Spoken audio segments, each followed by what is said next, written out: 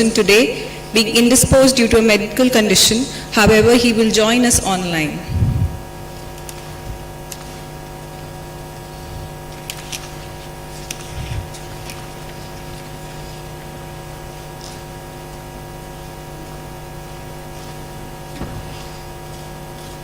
Thank you, sir.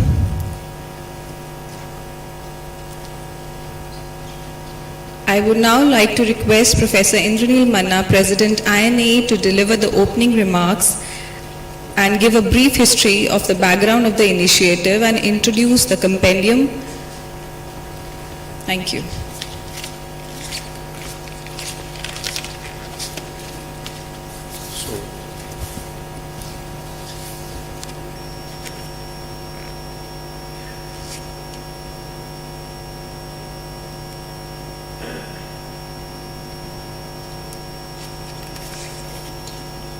Good morning. Yesterday we released the 2 compendia, and now is the time to share with you all the background, all the entire genesis, and most importantly what it contains. It is a very important and a landmark contribution on the part of INE. The reason being, we all are aware that science is the relentless pursuit of the fundamental truth, and engineering helps us to translate that fundamental knowledge into societal goods and benefits. So this country, like any other major civilizations of the world, has a very checkered history starting from the days of Kanad and Aryabhatta in fundamental science. When it comes to engineering, either we fall back upon Lord Vishwakarma, or in recent times in 1860, our great and possibly the most famous engineers ever is our Visheshwaraya. So INE took it upon itself to chronicle the greatest or the landmark achievements in engineering in independent India. Now, one may say that independence is priceless to both an individual and a nation because it endows dignity. Government of India launched a very special initiative on 12th of March 2021 to commemorate the 75th years of independence, and created a special drive called Azadi Ka Amrit Mahotsav, 75-week-long celebration of India's 75 years of independence. A special committee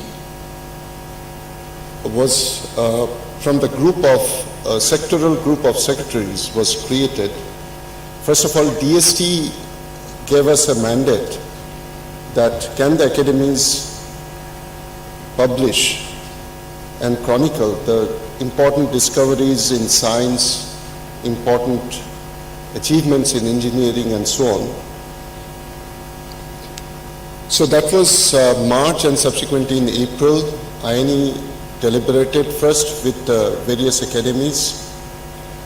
In fact, we requested the science academies to come up with a volume on the greatest achievements in scientific world in this country, either individual scientists or scientific discoveries, which didn't eventually come through. But INE decided to go on its own and create, first we thought of one volume on engineering achievements, and then subsequently we added one more to document the greatest contributions coming from women engineers of the country. So I'm very glad that very relentless effort from a task force created for this particular project, headed by Professor Prem Krishna, actually bore the fruit, and we were able to release the 2 volumes, the first one on landmark achievements in engineering yesterday, and Professor Prem Krishna headed that task force It was a 12-member task force. I'll come to that in a minute. So this is the front face of the volume which you saw being released yesterday. We are honored that the Honorable Minister of Science and Technology not only gave his very valuable message for this launch, but observed certain very important fact about the importance of this volume and overall engineering. If you kindly read his message, it says, engineering is always oriented towards providing answers to human aspirations and solutions to societal needs. I am glad that INE has undertaken this laudable initiative to trace the marvelous journey of the country in engineering and technology, covering landmark achievements made in various other civilian and strategic areas of importance. We also are grateful to the Secretary, Department of Science and Technology, who observes this initiative of INE is timely, noteworthy, and shall play a very important role in the celebration of 75 years of India's independence by showcasing 75 engineering marvels that have made India proud. At this point, it's a pity that Professor Prem Krishna, who steered the entire project today, is unable to be present physically because of not a very major, but at the same time a nagging problem. You know, we always say that teething problem, he has a problem with his tooth, one of his tooth. So he had to undergo certain dental intervention and is unable to leave home. I would take this opportunity to mention the stature of Professor Prem Krishna with this audience. He received his bachelor and master degree from University of Roorkee, and then subsequently took his PhD from Imperial College, London.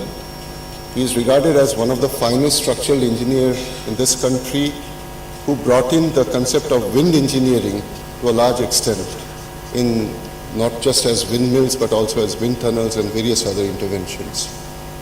Professor Prem Krishna was a vice president of INE and was elected to this academy long ago. He is also a recipient of the Lifetime Achievement Award of INE in 2013 and was also awarded the Distinguished Alumnus Award by University of Roorkee, converted to IIT Roorkee. So he carries a very distinguished background and record as a professional. But the most important thing is that in 2012, when INE decided to create a similar volume with a slightly different context, during its Silver Jubilee celebration in 2012, Professor Prem Krishna also was a part of a volume that was created for that occasion called Glimpses of Indian Engineering Achievement, which came out as a coffee table book. Now, this volume was created with the help of one expert from each of the 10 engineering sections, which actually constitutes the overall strength of INE.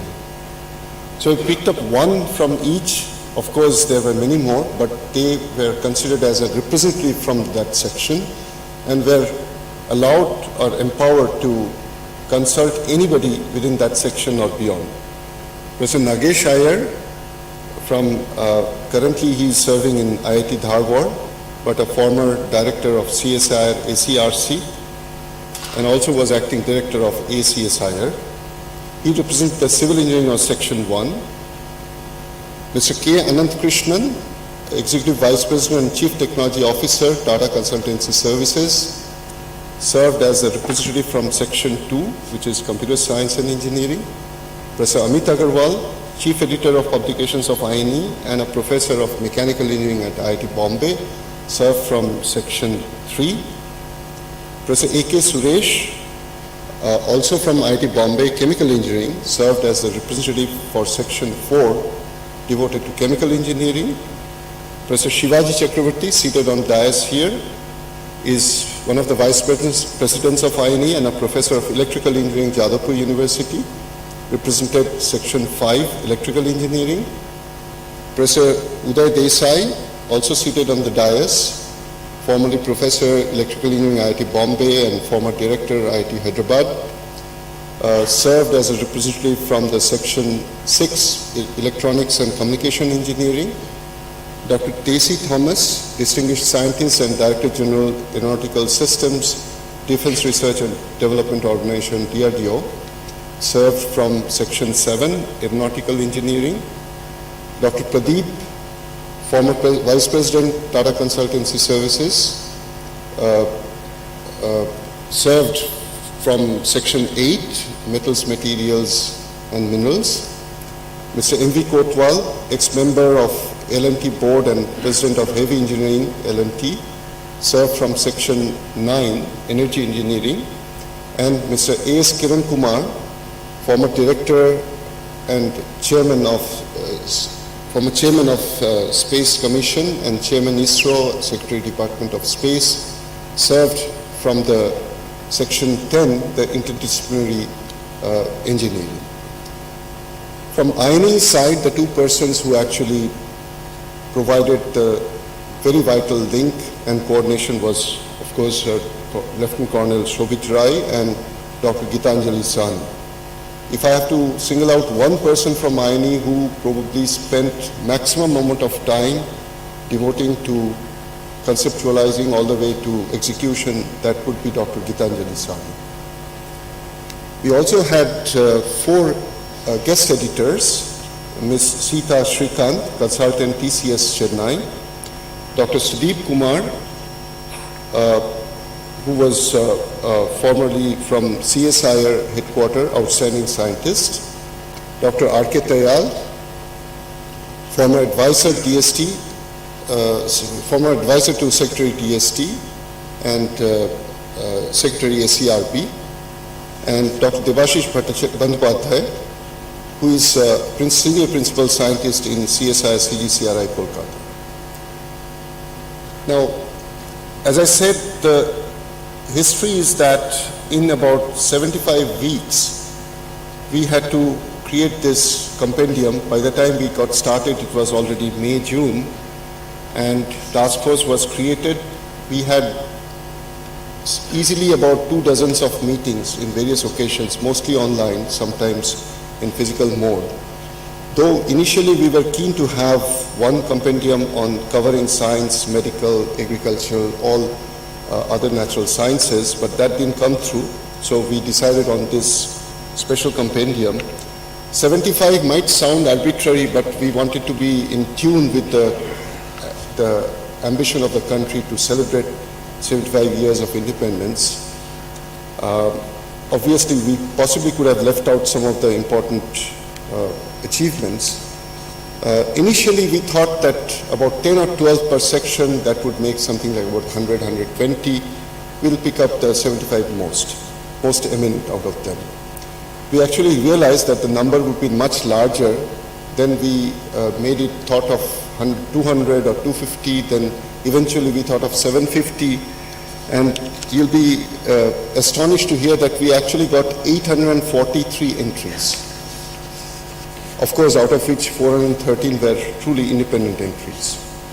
So the task force, in its meeting on 13th November 2021, created a master list pruning from all these 700, 800 numbers, and then started working on them, subjecting them to very scrupulous scrutiny, very rigorous. And in order to do that, the yardstick that we chose are the following. First and foremost, benefit to society, country, and industry in particular. Significance of the engineering feat. What is really the significance?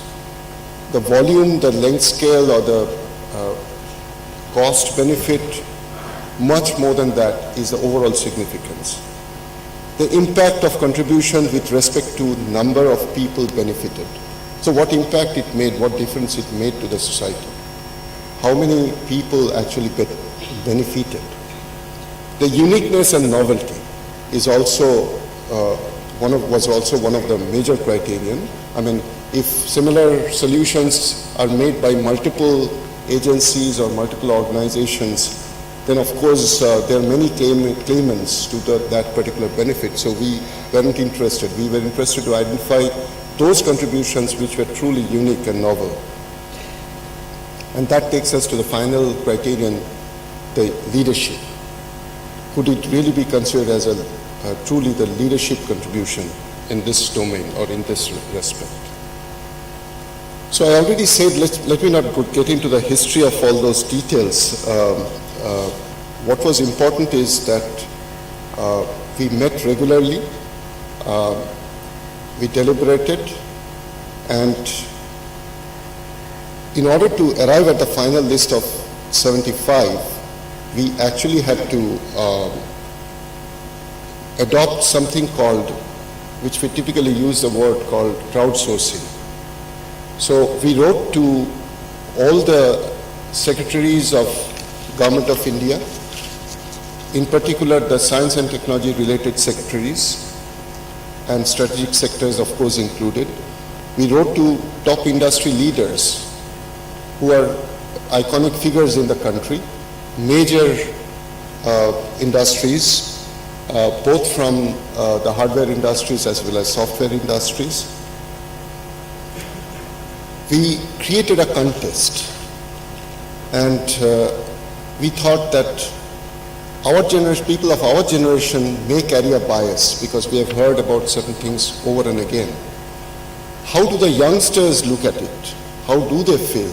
How would they consider when we talk about the Krishna-Rajasagar Dam? So we essentially created certain questions and we circulated to all the schools and colleges, engineering colleges in particular. So we invited entries from higher secondary 10+2 level students, undergraduate students.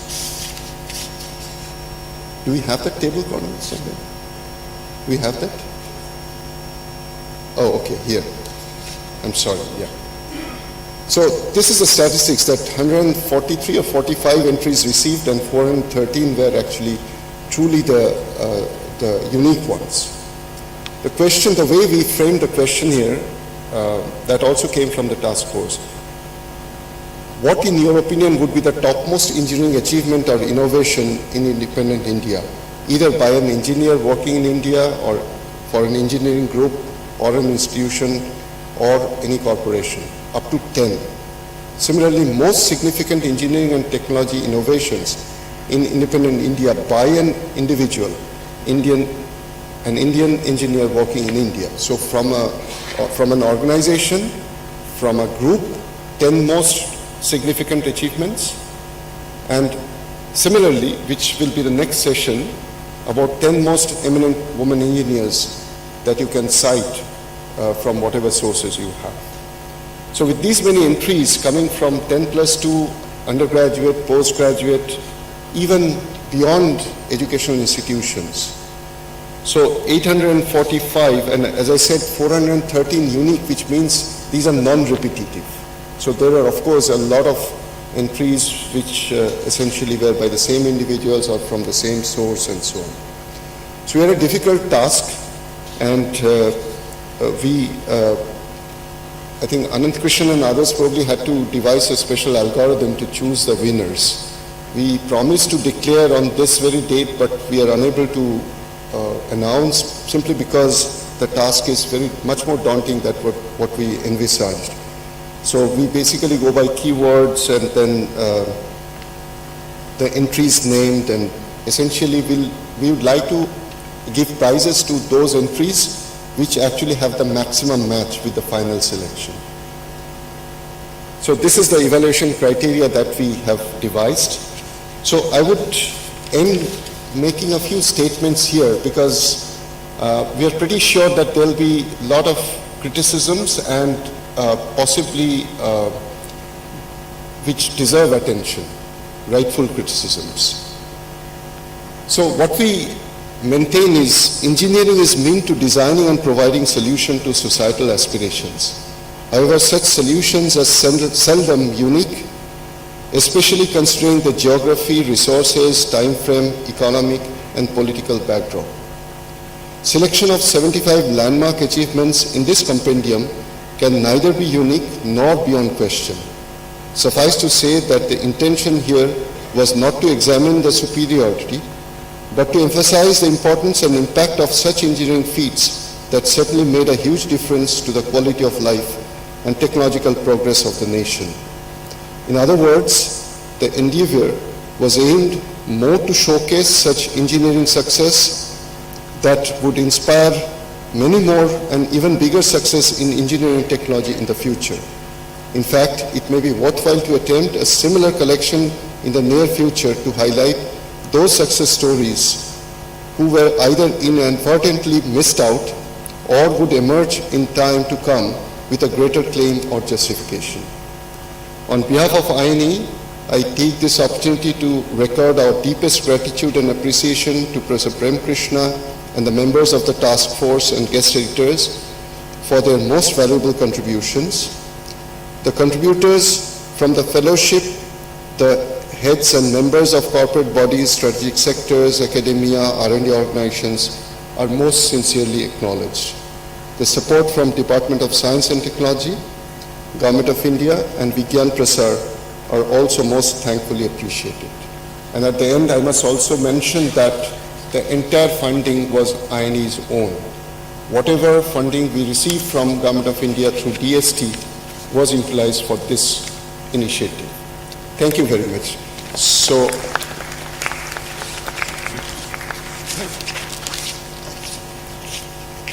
thank you, sir.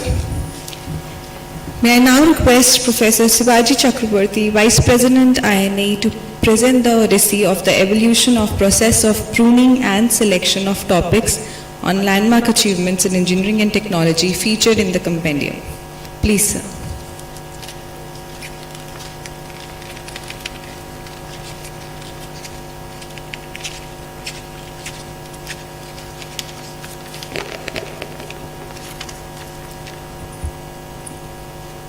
Good afternoon and warm greetings. I have been told by the anchor to say the chronological events, how it was done, everything. But my task has been made much simpler by our President, Professor Manna, because he has described it already in very much detail. So I will be brief and try to mention what we did. I worked as a member of the task force, what he has already shown. But there was also a smaller working group of the task force which was formed because the work was really voluminous. And I should acknowledge all of them, particularly Dr. Pradeep, Professor Amit Agarwal, and Mr. M.V. Kotwal. We were the four-person small working group who were working on a very regular basis, because you have already heard that we had entries 843 and we were told that it has to be brought down to 75, and that itself is a job which is daunting enough. But anyway, thanks to all my esteemed colleagues, we worked. So let me tell you just a little bit about how it all went. At the very outset, the sectional committees and our esteemed fellows and young associates were told to propose the possible entries. And the number of entries we received from sectional committees, esteemed fellows and young associates were more than 330. And then our President wrote, as he has already mentioned, to strategic departments, government organizations, industries, past presidents of INE, and this list of that 333 got expanded.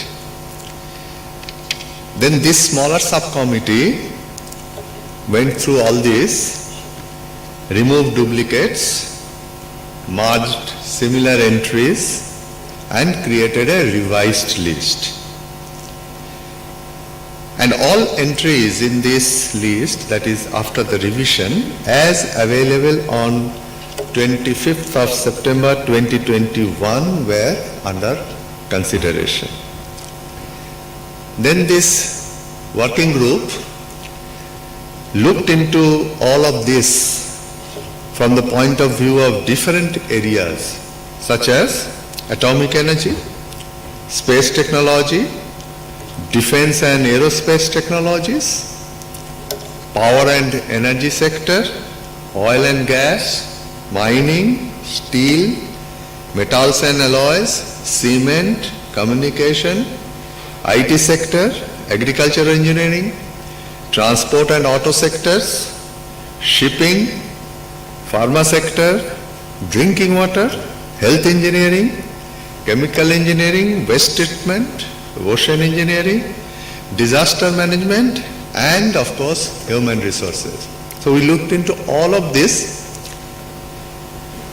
In many areas, this subcommittee felt that there were several indigenous innovations in a much broader area, and in those cases it was thought that a write-up will be prepared on that broad area, mentioning the landmarks in that area without going into the individuals. After that, the revised list was re-examined by taking expert opinions. The revised list was, after the taking expert opinions, the list was posted on the INA dashboard as a web poll, where the fellows were requested to mark entries as accepted, not accepted, unable to comment. And additionally, again it was requested that fellows can mention 10 more inputs. So after all that was received, then again the working group brainstormed and a super list was created with the additional inputs as obtained from the dashboard. And as mentioned by the president, the students and the faculties of engineering institutions as obtained from the web contest, that was completed by October 31st, 2021. So that was, those entries were also considered and scrutinized. So finally, this super list, whatever it was scrutinized and it was pruned down to 152 entries. So that means we started with something around 843 and we came down to 152. Then this list of 152 was presented before the bigger task force with all the members. And after several rounds of discussions and meetings, this list of 152 was brought down to 83. But finally, it has to be brought down to 75. So again, several meetings were held. And after prolonged deliberations and some prudent realignment of some entries, finally the 75 entries, which you will see soon, have been selected for this compendium. So that was the whole process that took place. As mentioned by the President, there were numerous meetings that were held of the task force and also of that small working group. In spite of our best efforts, the task force and of course the working group may have missed some achievements which deserve mention. But as mentioned again by the President, there was an upper bound of 75 entries, so probably there will be a few for which the task force and the working group could not do or could not select them into this compendium. So with this, I thank once again the entire task force and the INE for entrusting us with this job, which we tried our best, and it's up to the entire fellowship to judge what we could do. Thank you very much.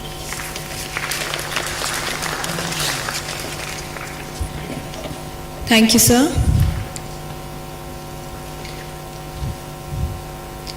May I now request Professor U.B. Desai to please enlighten the audience on the interesting technical features of the compendium with a visual delight and narrative. Thank you, sir.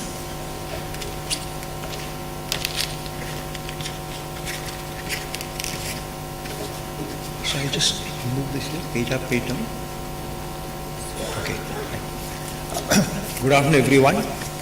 And at the outset, I must say that I would like to thank President Professor Manna and the whole INE fraternity for giving me an opportunity to be on the task force.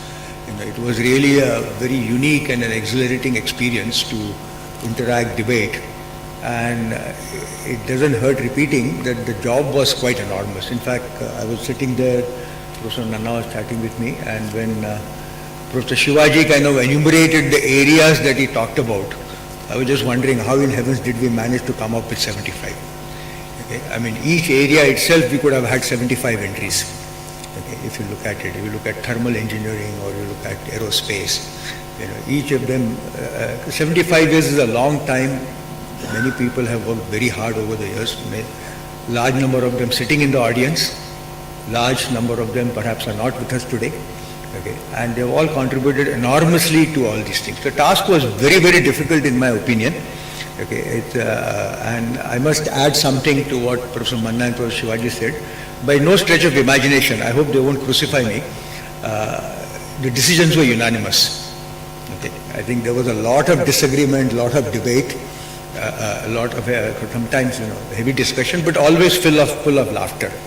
And this is expected. I normally tell a lot of people that if two PhDs 100% agree on something, then we should revoke their PhDs.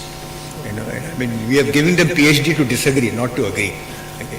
So I think disagreement was part and parcel of this. And also, Professor Manna mentioned, and I don't mind repeating that I'm sure we have missed many of them. Even when I look at it now, at least in my domain, I feel, oh, maybe this could have been there, this could not have been. I'm sure everybody sitting here will probably feel that, aha, why is this included, why is not that included? We all have our favorites, we all have our things. So, do accept what we have done, and perhaps in future we can do a lot more. So my task is a lot easier than what Professor Manna went through and Professor Shivaji. I'm here more like the curator of a museum, so I'm just going to go through and exhibit 75 technologies that we have enumerated in the compendium. Okay. So what we did was we didn't necessarily go through sections, though the task force was formed based on sectional committees. We looked at 8 sectors, okay, and we would put things together so that it doesn't become, because many were, like for example, sectors like systems, that you normally don't come across, but we felt that is very important. We included that. Then we combined chemicals and materials together, and we created a sector called digital in some sense, or IT if you wish. So it is not quite exactly, doesn't have a one-to-one correspondence with the sectional committees we have, and that is intentional. It is not accidental or anything. We did deliberate on that. Now let me start with the different sectors out here. Look at energy. And energy, perhaps, and we have been talking about it today morning. We had a talk on energy. I think yesterday also a lot was talked about on energy. Perhaps one of the most important components of engineering. And again, it is, I have to apologize that I may not do justice to each of these items while talking about it, because my expertise is in a very limited domain, in more of communication and signal processing. So do bear with me if I say something which is not quite correct. Okay, so here we had, and it is not uniform by the way, it is not that every sector has the same number of entries out there. Some have more, some have less, okay, and this were again deliberated and debated, so it was not necessarily to have uniformity out here. So energy has 12 entries, perhaps one of the largest one, and understandably more. So to start off, this I think everybody is aware of it, so I will not deliberate, and even I think today's morning speaker also talked about the contribution of nuclear energy, coal and other forms of it, so I don't have to spend time on it. So if you look at it, over the years we have come a long way. In spite of whatever criticisms and whatever things that we hear in newspapers, a fair amount of work is done. Always we feel that we could have done a lot more. So some of the technologies that we have is installing and commissioning and operating of the HBGA gas pipeline work, one of the early ones, Then we have the world's highest AC voltage transmission line test station, 1200 kV in India. That's a big achievement to set it up. The Purulia pump storage hydel project. Okay. Again, one of the early ones. Many of them are early technologies. When you come to digital and IT and others and communication, you see the later ones out here. National synchronous power grid, one nation, one grid, one frequency transmission. And I think, as was mentioned by Professor Goel in the morning, a lot more work is still required in a grid. Okay. But a lot has been achieved in the grid today, and there is a fair amount of stability in our grid, and I can say that, and I think this is one such example.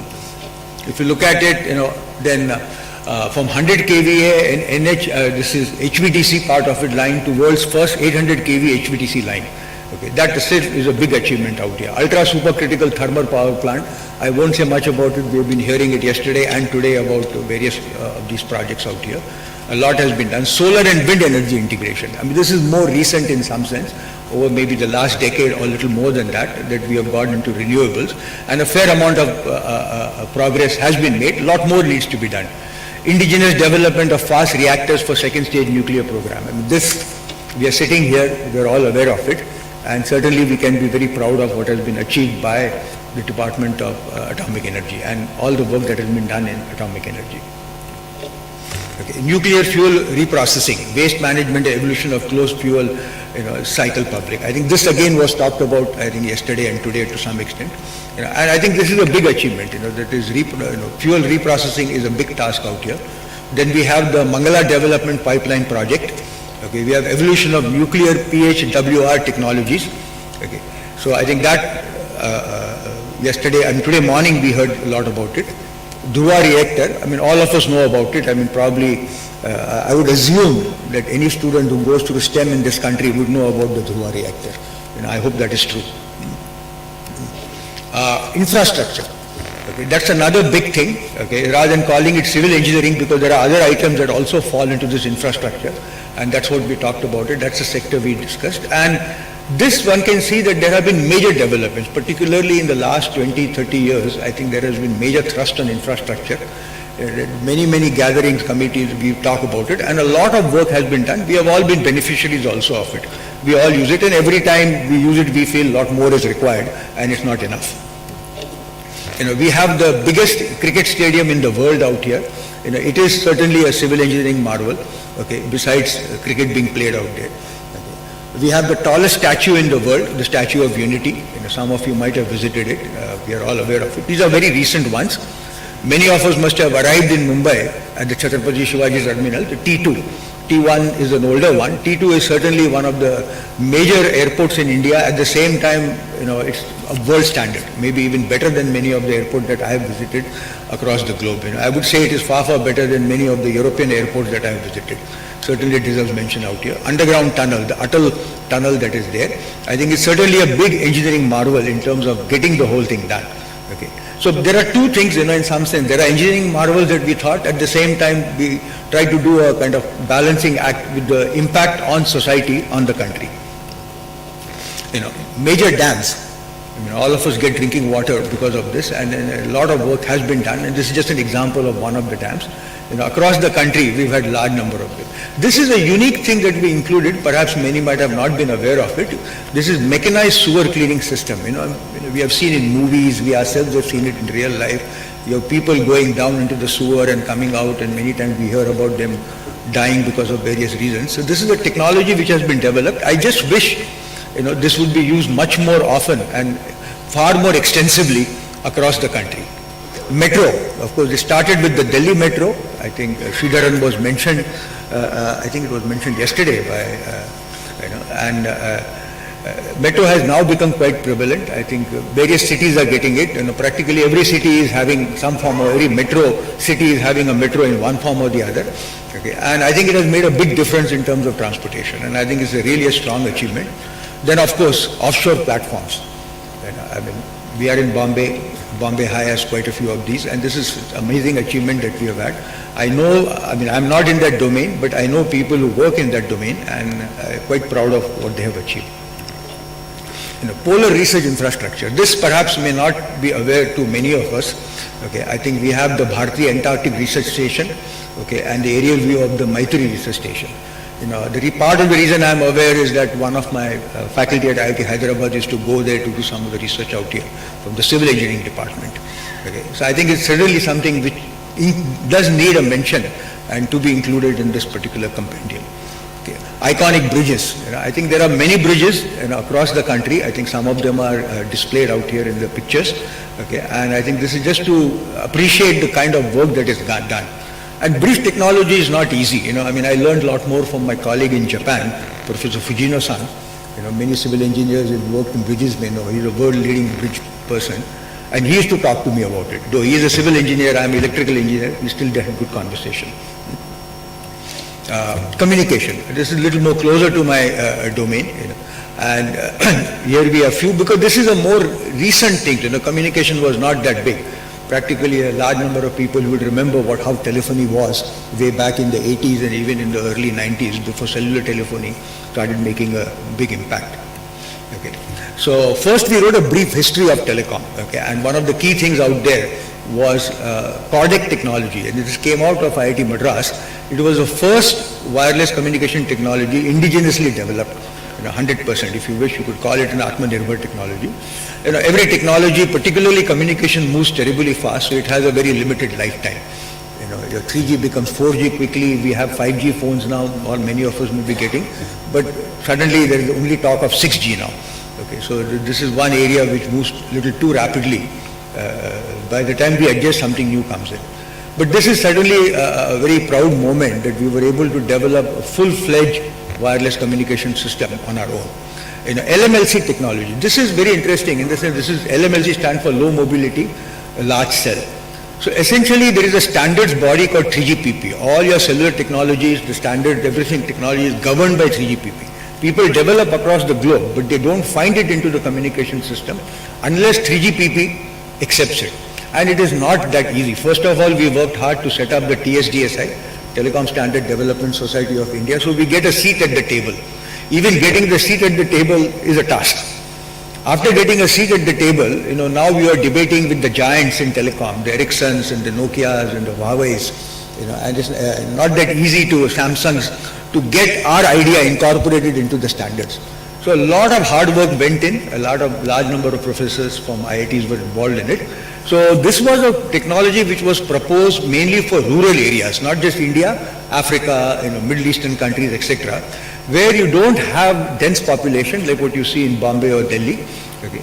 And one could kind of simplify the technology. After a lot of hard work, it did got in. We must thank Government of India, particularly DOT, for giving us a lot of support, and MeitY also for giving us a lot of support. It's called 5GI. It is now part and parcel of the 5G standard.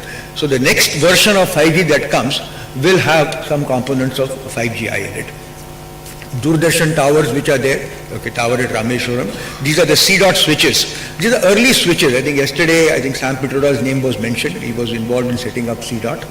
Okay, and the switches, the unique part is they do not require any air conditioning, they don't require any environmental control, and they will work in the deserts in India at whatever, 50 degrees Celsius, and even with heavy humidity when it rains. So that was a big achievement, and we felt that it's important to include that. Okay. Electronic warfare system. Okay, I'm not here. I keep looking at Dr. Tessie Thomas right here. I think she would have been the right person to talk about these things. Okay, I think a lot of achievements have been made. I know a little bit about it because we had some projects in the early days, from DRDL, RCI, etc.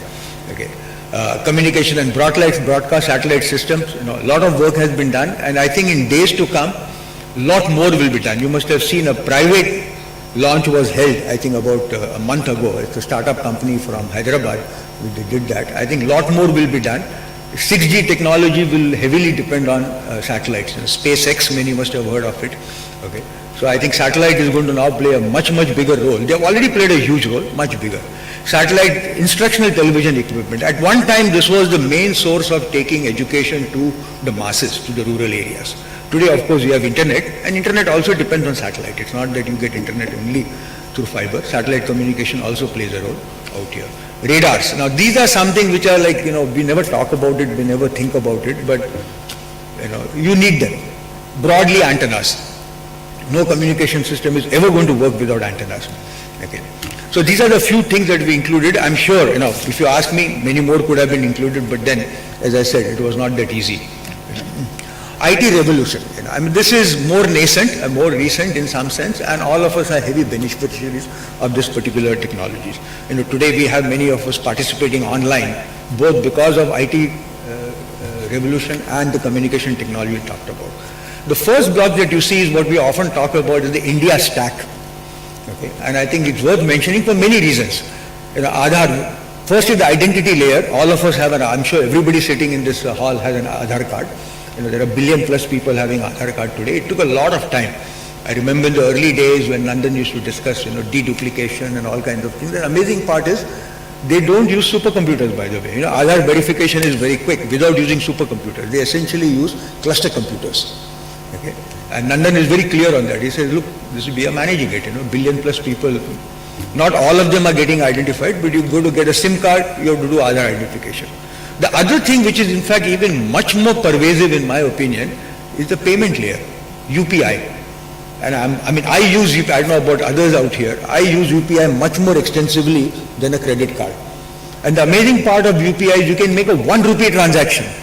You want to make a 1 rupee transaction, the credit card fellow will say forget it. Okay. Here you can make a 1 rupee transaction, by the way. It is an amazing thing to the extent that Sundar Pichai, CEO of Google, actually recommended that to the government of US. And there are reasons why it has not been adopted. Maybe at some point we can discuss that particular part. Voting machine. Okay, I think we have electronic voting machine and it's been working quite successfully. I think it's a very big achievement. US still uses mechanical voting machines if you go to United States, and it takes a long time. Then we have, of course, IRCTC, multi-train passenger reservation system. I recall when IRCT started, there were a lot of teething problems. I myself was a big critic. Today, train reservation is like, as fast as getting your airline ticket, no different. It's that easy.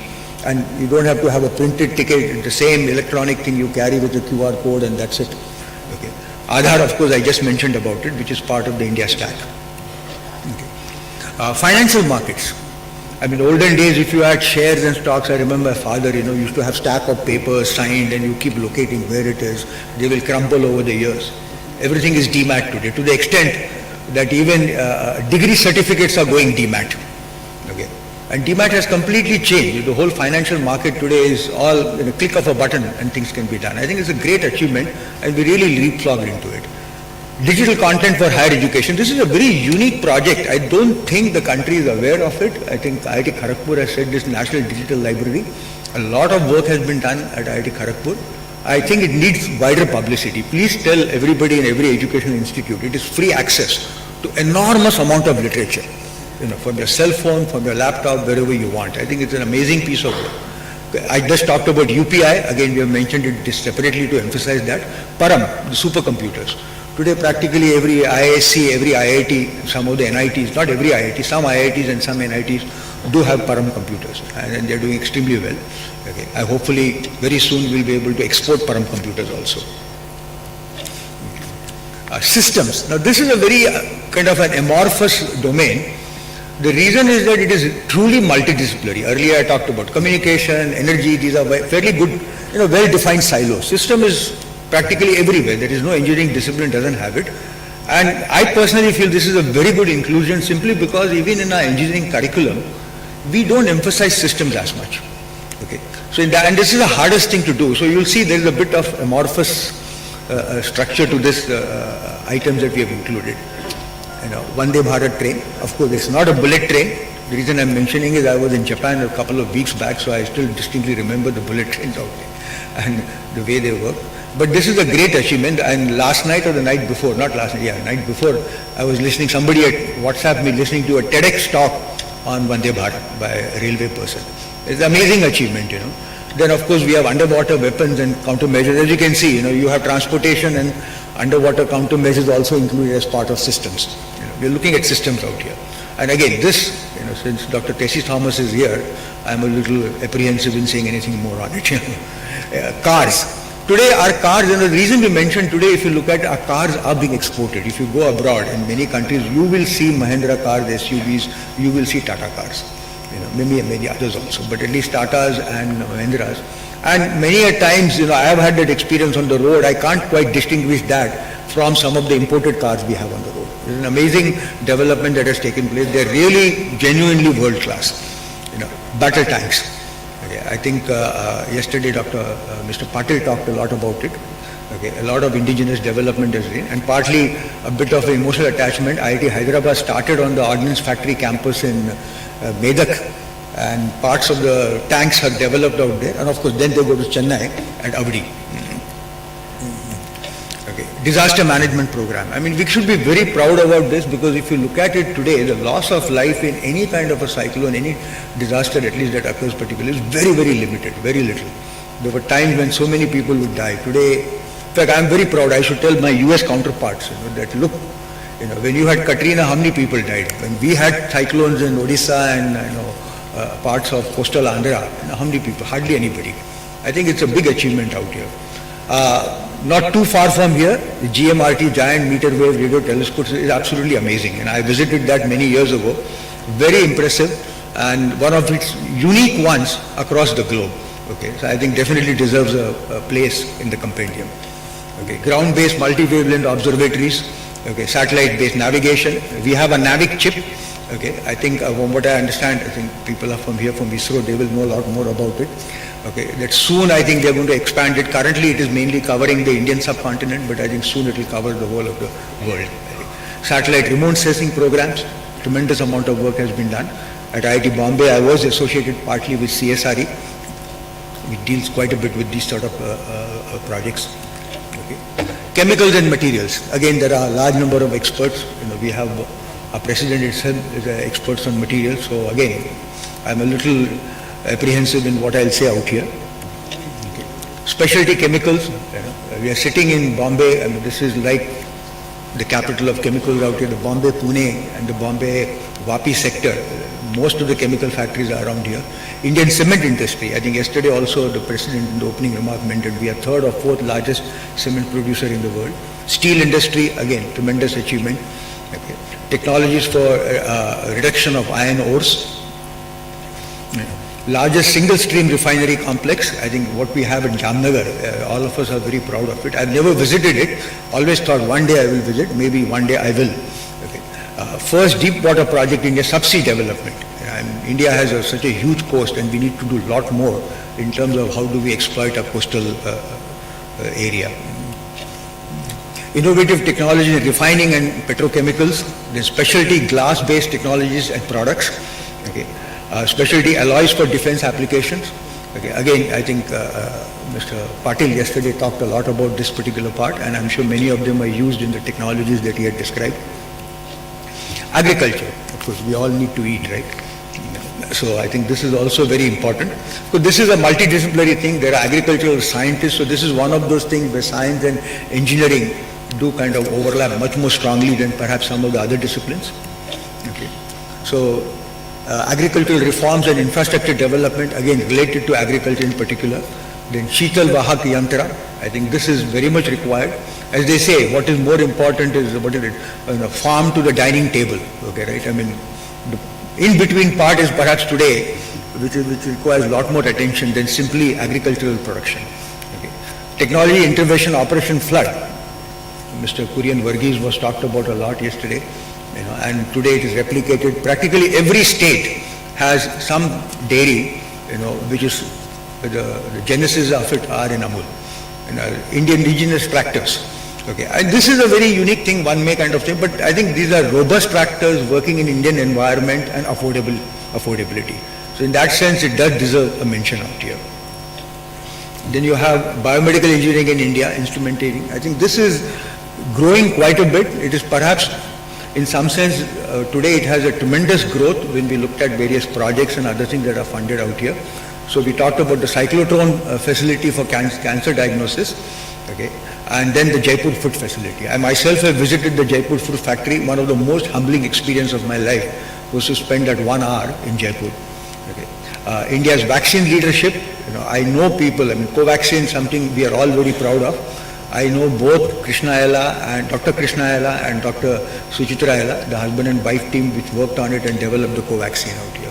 Pharmacy of the world, the Bombay area, a large number of pharmaceuticals around here. I live in Hyderabad, another pharma capital. We provide more than, I think the President mentioned in his opening remarks, we provide, I think, 50% or something, my numbers may not be quite correct, generic drugs in the world.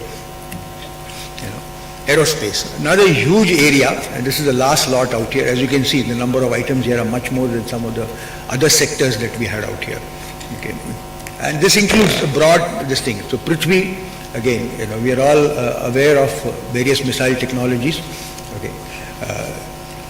We had India's first ballistic missile. Here what you can see, I don't know if you can see the arrow out here.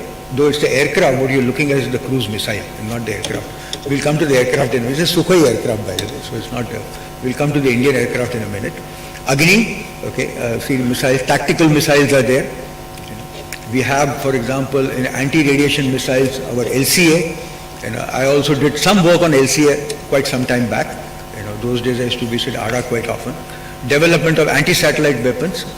So we have this technology with us, unmanned aerial vehicles. Recently you must have seen in the news, some of the results that are coming out of Rustam flights. Polar satellite launch vehicles. Then we have the geosynchronous satellite launch vehicles. This is today, in some sense, common knowledge. You don't have to be an engineer, even people in all disciplines, because you see it on TV, you see it on social media. The launches are so frequent that it's like, and we expect it to be a success. I think so the pressure on ISRO is very high. Wherever it goes up, everybody feels it has to succeed. A lunar mission, Chandrayaan, okay. Then we had the Mars orbiter mission, of course. Then AstroSat, India's first multi-wavelength observatory class mission, and a lot more things are coming up here. Okay. So this is the last one, the 75th one. I think again, the number 75 was justified, and I think Professor Manna did talk a lot about it, so I won't say anymore. And I'll repeat what I said in the beginning. I'm really extremely thankful, to INE, and I hope the whole INE fraternity will feel proud of this particular compendium. Maybe if people feel so, one can look at and see what can be done with many other technologies which may have perhaps missed out here. Thank you so very much.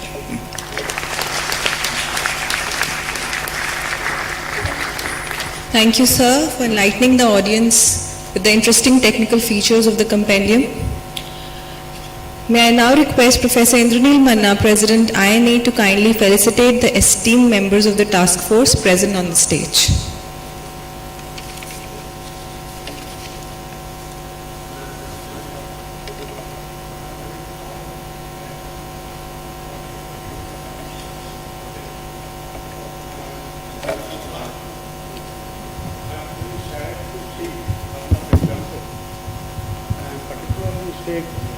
I'm sad because of Professor Krishna and we are working for a long time, quite some time, 10 years. In the metro sector, it has been shown as the Delhi metro as the first metro in India, which is not correct. First metro in India is Calcutta Metro. And mainly, we are proud of Calcutta Metro mainly because it was the only metro which was done completely by Indian engineers. It was planned by Indians, it was designed by Indians, it was constructed by the Indians. Okay. Second point I like to mention that with regard to the innovative bridges, yeah, both the bridges are, particularly the Earth Bridge is one of the longest bridges of the world. But the bridge in Calcutta, which is the Nivedita Bridge, which is parallel to the original Bali's Bridge, it was not only the first continuous extra-coast bridge in the country, it is the first BOT largest project, and it is the only project in India which has received the best innovative design from USA. Third point, of course, it has not been mentioned here. It has shown one stadium. For Commonwealth Games, there are a number of stadiums built, and one of the stadium for Jawaharlal Nehru Stadium, where the inauguration and concluding session was done, their electrical lighting system was the unique. First, that is the only stadium where first time in the world a fire ring was introduced. There are two types of lighting so that all part of the stadium is covered. So this was why I feel bad. I have done number of projects, and all these projects belong, out of that two were important for the Indian scenario, and I am really sad. But I am still proud about the other projects, and this is my, if you feel bad, I cannot help it, but this is what is my observation. Particularly when Dr. Premakrishna, we worked a number of times together. Thank you.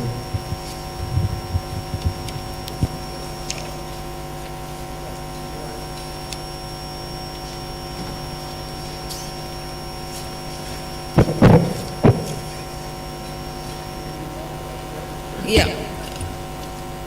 Please felicitate Professor Indranil Manna, President INA, to kindly felicitate the Chairman and esteemed members of the task force.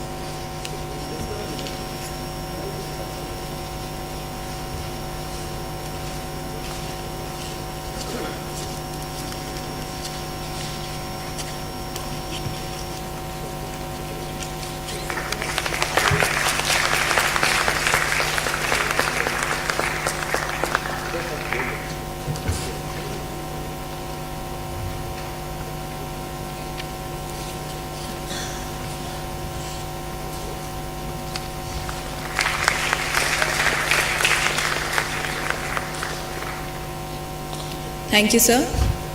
May I now request the House to kindly give a round of applause to the rest of the task force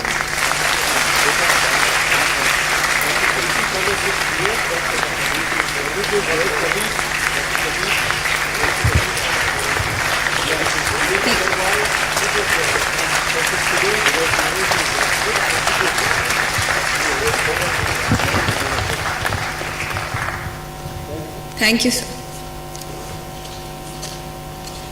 I now thank all the honorable fellows on the dais as we conclude this session. Before we commence the next session, may I request Professor Indranil Manna, President INA, to kindly continue to be on the dais. We shall now commence the session on the Compendium on Women Engineer in India, Volume 1, which was also released yesterday during the inaugural session of INA Annual Convention 2022. I would like to invite Professor Pranendu Ghosh, Chairman Editorial Committee, and three esteemed fellows of INE who were also the members of Editorial Committee, Dr. Tessie Thomas, Dr. V.R. Lalitambika, and Dr. Archana Sharma, to please come on the stage.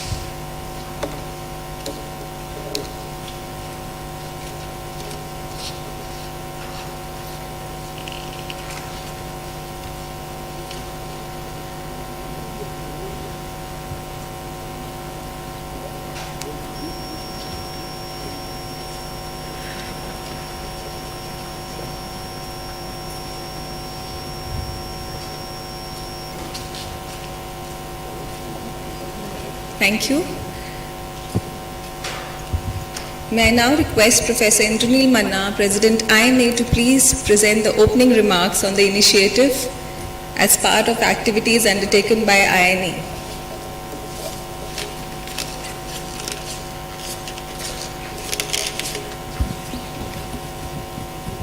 Good afternoon and welcome back to the second part of this particular session, and on a very happy occasion. The story begins with the same initiative when Government of India announced that the academies should also do its own part to celebrate Azadi Ka Amrit Mahotsav, and we already mentioned that one part was the landmark achievement in engineering, and then we realized that though one of the science academies published a volume named Lilavati's Daughters, which chronicled the biggest contributions made by the women scientists of the country, starting from the yesteryears to the at that point of time, those who were still in profession, we decided to do a similar exercise, but totally confined to the engineering domain. So in case of engineers who are male members, we could find at least one Bharat Ratna Visheshwaraya. In the case of women, it was truly difficult, but then we realized that the story actually began before independence. So we had very eminent engineers who made outstanding contribution even before independence. So June 2021, the task force was created and we set our foot on this very important project, and we could find none better than Professor Punendu Ghosh to steer this initiative because of his very important contributions already in the form of Mind of an Engineer, Volume 1, Volume 2, and also his vast experience as the chief editor of INE. So we picked up a task force, and here we made a difference. The earlier one was only confined to the fellows of the academy. Here we decided we'll go beyond, because no hesitation to admit that the representation of women in INE fellowship is not really a very outstanding number. It used to be at one point of time just a paltry 2%, so now we have done better.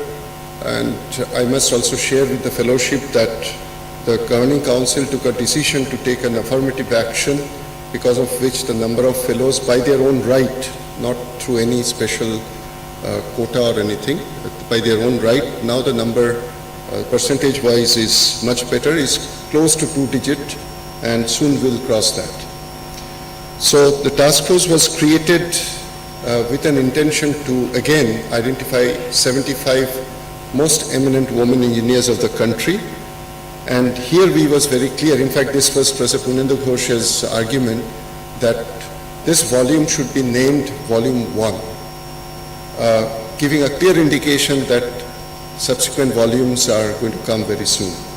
And we indeed are very much convinced that we'll be able to showcase many more important contributions from the women members of the society in engineering and technology. This number is small, not necessarily because in reality there weren't too many women engineers. The fact is, at least one of the components which contributes to this lower number is the fact we don't have any authentic database or source for finding out who made what difference to the society. So we firmly believe that this initiative will actually encourage many more deserving, competent young ladies to come into the profession and make very, very significant contribution. Gone are the days when one would believe that engineering is all about lifting a very heavy hammer and beat a hot piece of iron. And that probably would drive away the women folks from engineering. But today, nobody actually needs to do that, even in hardcore mechanical or metallurgical engineering. So we expect, in fact, the Government of India took a decision, Ministry of Education, to create a special drive to increase the number of women candidates in young women in engineering for admission in IITs and NITs, and that should bear the fruit very soon. So we again wrote to various organizations. Professor Punendu Ghosh, of course, will give us the full details of that, how we went by. We collected nominations from various quarters, and we went by very strict scrutiny and yardsticks, how to choose. The consultation happened in multi-tiers with very specific criteria of selection.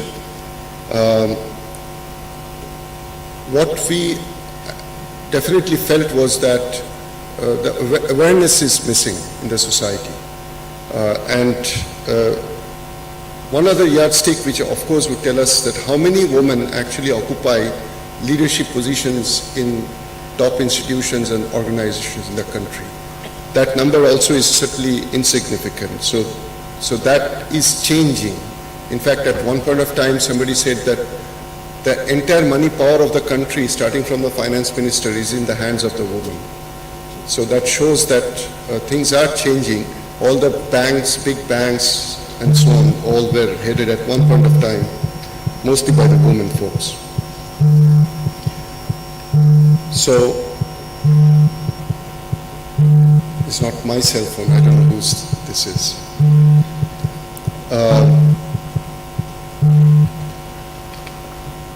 So we went about in the same strategy. The entire funding was INE's own, and here we feel proud to say that INE receives a very paltry amount from DST for its sustenance.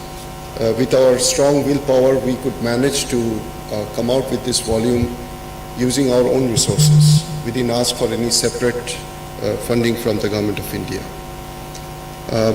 We want these 75 women leaders that we have chosen to serve as role model for the future generations to come forward and have the courage and boldness to come forward and make a huge difference. So this volume should be seen as a sincere endeavor to showcase a selected few women engineers who made seminal contributions in engineering and technology that were as eminent and important as that made by the male counterparts of their time. So we are committed to bringing out a similar volume in the near future, and we firmly believe that this compendium should be seen as a laudable effort of INE as a professional peer body to honor Azadi Ka Amrit Mahotsav in one of the most befitting way. So we would now listen to Professor Ghosh, but more importantly from those who actually contributed, the women leaders within INE's fold. And in fact, I better keep quiet here, stop here now, because rarely we see an occasion where the podium has more representation of women folks than the male folks. So 3:2. So I think I should now stop here. Before I end, we'll reserve our applause at the end, till the end, but I must say that the amount of devotion that the task force members showed was truly outstanding, and INE will always remain indebted to them. Thank you, and over to you, Professor Ghosh. Thank you, sir. May I now request Professor Pudendu Ghosh, Chairman, Editorial Committee, to kindly outlay a brief introduction to the compendium. Please, sir. Namaskar. Before I start, I must thank Professor Indranil Manna to give me this opportunity. Otherwise, I would have really asked him to give me this opportunity. It is the other way, no. Instead of him giving me, I thought of really editing the whole volume, Before I start, I will tell you a story which I have not shared with anybody, and only person I have shared with was Dr. Baldev Raj. In the past so many years, I have attended so many meetings, and in one of the meetings, I told Dr. Baldev Raj, just jokingly, that I want to make an academy of beautiful minds, not engineers. I want to make an academy of beautiful minds. He may not be an engineer, he may be a sociologist, a poet, or somebody. He must have something very, very unique. And Dr. Baldev Raj said, "Punedu, is a good idea." हमने कहा, sir, idea is very good, but बनाएंगे कैसे इसको? Then we discussed about this issue, and he said, why don't we have mind of an engineer? I said, all right, but in mind of an engineer, we don't want to talk about what contribution he has made in engineering science, because that everyone knows. What I really wanted to know was how he has become engineer, why he has chosen electrical engineering or mechanical engineering or metallurgical engineering or biotechnology per se. So I floated this idea, and National Academy agreed to this idea. He said, all right, very good, you go ahead. We were planning to make a book based on our strength, that is Indian National Academy of Engineering Publication Division. But we thought that if we have to do a better job, then in that case, we will have to really go to a good publisher. And we went to Springer. Now 2 volumes have already come. We have 100 articles by eminent engineers. Fortunately or unfortunately, I'm sorry, fortunately, unfortunately, there were only 1 or 2 articles by women engineers in my 2 volumes that have come out. We always thought of that the contributions women have made is so significant and so much. I remember, not very big engineers. I remember my mother, my sisters, my neighbors, and so many people, and they have done so much, but people don't know about them. It is a good idea, Dr. Manna, that you gave me this opportunity to showcase women engineers in the country. And I remember the committee which was given to me was excellent. I can't say. And so committed, so many kind of from different professions and all that. And I think the committee consisted of Professor Kamini Chattopadhyay, Dr. Tesi Thomas, Professor Sushmita Mitra, Dr. Shashwati Roy, Dr. Lalithambika, Dr. Archana Sharma, Dr. Bhanu Shankar Rao, Dr. Sharmila Mande, and Professor Gargi. Now, this committee was entrusted the responsibility of setting this kind of a book. We were not sure whether we should have 50, 100, 200, 75, nothing. We thought, let us see what is in the market. And we approached everybody who really matters in the country. We all directors of IITs, all other engineering colleges, government agencies, academy fellows, and everybody, we contacted them. And believe me, we got something like 450 such entries that came to our kitty. Now, the question was, then we they are all very big people, and you have to understand that in editorial committee, they are evaluating people who are really, really good, and some of them are dead also. They are born before this thing, and before independence, and and we decided to include some of them also. So finally, we shortlisted 89 people, women, for this thing. Then again, it was decided that we should follow this number 75, and we have taken 75 as our number. Then we had to remove 14 names from our list.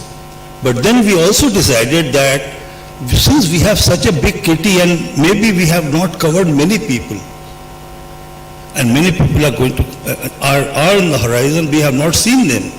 We must do something, and we must have a continuous, like Mind of Engineer 1, 2. We have only celebrated 100 engineers. Our target is 1,000, and it will take time. We have no contribution from our foreign fellows. We are writing and writing to them. We want them that once we have become a fellow, please tell us what we have done for the country, for us, for the academy, for yourself. So this we are going to do in our 3rd volume and subsequent volumes. But we also thought that women engineers also, we should follow this trend. We will have more young engineers in our 2nd volume, 3rd volume, 4th volume. I am sure that in future we will have many volumes. Now the question is, because I will just read how much I have faith in women of the country. I was writing a book. I am a biotechnologist. I am a chemical engineer. I was writing a book called Engineering of Life and Life Technologies. And I wrote the whole book on biotechnology. When I was assigned this responsibility, then I thought there is no better engineer than a woman because she gives life. And that is how I started my preface. I will just read it for you. There is no better engineering than creating life, and there is no better engineer than a woman. For eternity, they have played a significant role in building society. They are majorly responsible to maintain continuity and protect mankind. They are our eternal caretakers. They have not, however, been suitably recognized for their role in balancing society. Society is changing, along with it is changing the role of women in society. They are showing us the way to move forward. They deserve attention and they are getting the respect they so richly deserve. We are moving towards a world where women are equal partners to men in all spheres of activity. The nation is proud of the achievements of its womenfolk. They have played a vital role in uplifting the technical awareness of its people, be it in aerospace, defense, IT, biotechnology, infrastructure, engineering, and financial management. And I will stop here. Only thing I can tell you is that our major criteria was those women are unique and they are pioneers. I hand it over to you. Thank you.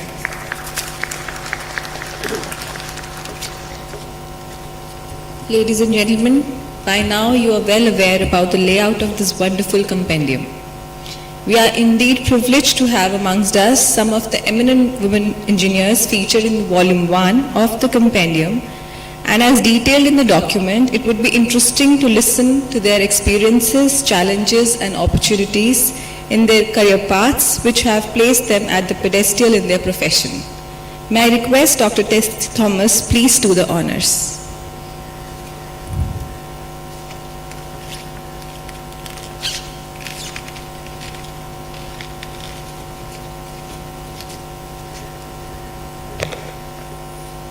Professor Manna, Professor Ghosh, Dr. Lalitambika and Dr. Archana, and all the distinguished members from INA present here.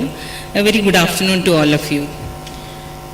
Actually, this is one thing when they asked me to go through the journey, I was feeling I don't have to prepare anything. I can come and talk. That was my feeling.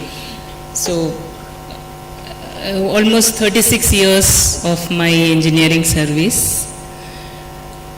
Like I joined DRDO after my BTech and then going through a MTech program in DIT for MTech in guided missiles. I learned the textbook knowledge in missile technology and came over to Hyderabad to work in DRDL, the missile laboratory, where Dr. APJ Abdul Kalam was the director.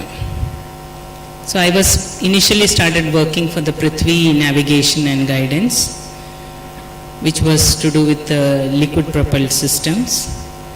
Then within a few months I was put to the Agni team was formed, and I was asked to work. I was in the inertial navigation group, where I was asked to look into the guidance scheme. And we were working on the liquid propelled guidance scheme for the Agni demonstrator vehicle. So I was fortunate to work from the very beginning of Agni systems. So we are gone for the Agni demonstrator system with the liquid propelled system. And then came the thought of looking at as a highly compact system. There were a lot of field-worthy operational problems with the liquid propulsion system. And then the suggestion came, why not we look at solid propulsion. So this task of design of guidance scheme for solid propelled. So being a very junior scientist going through, I was interested. I used to like working on algorithms, mathematics part. So I was given the task of assigning, doing the mathematical computation and coming out with some solutions. And that is how I got into the guidance and navigation of missile systems. And we had a lot of support from our superiors like Dr. Avinash Chandar, Dr. V.K. Saraswat sir. And the first Agni guidance to go with the solid propulsion was for the Agni 2. Agni 2 missile, the second stage was taken for this work. And I still remember some of the members are here, Dr. Goyal sir, Dr. B.N. Suresh sir, Professor Mahapatra, Professor Ghoshal, all these people were there grilling me from morning till evening on the guidance. Even our program director, then Dr. R.N. Agarwal, he was also not able to accept the concept of doing with a solid propulsion and how you will have the trajectory shaping and because liquid system, it was easy to conceive that we can have the thrust termination easier either by shutting off the fuel or the oxidizer. Here the whole propellant has the total energy is going to come and how are you going to change the trajectory or shape it. Gone to a lot of iterations and I must say with full support from Dr. APJ Abdul Kalam, who was the director, to go ahead with this scheme, and we had successfully flight tested in 1999 the first Agni 2 with this solid propel system, and it was really a technology change because accepting this system with this capability for a solid propulsion was something which was first time in the country. And then thereafter this guidance scheme has been adapted for atmospheric phase, that is a single stage solid propellant, and that's Agni 1. With all the atmospheric disturbance coming also we could achieve pinpoint accuracy for this class of system. Then came the Agni 3 where again the guidance scheme was adapted for Agni 3. Agni 1, 2, 3 was one class of missiles where we had all metallic motor casing. We learned the technology, the know-how has come from ISRO, VSSC on the solid rocket motor systems and related things. Then by the time I was put on the mission design of all the Agni missiles, Agni 1, 2 and 3, I was working on mission design, the trajectory, simulation, hills, hardware in loop simulation. Dr. Chaudhary sir is sitting here, started working together on hills and related total mission simulation design. Then when we went through the flight test of Agni 3, we had first flight, we had a technical failure at 70 seconds, and thereafter, within a year after, we came back and did established the guidance scheme, not the guidance scheme, the total configuration back. Guidance scheme didn't have any problem. Then world across with 50-ton launch mass, we were achieving only 3,000 kilometers. So being from the mission side, I was asked to study on all the missiles available, and I could see with that range capability, people talk about up to 3,500 or 3,600 range capability. Then I was given the task of looking at a world-class system.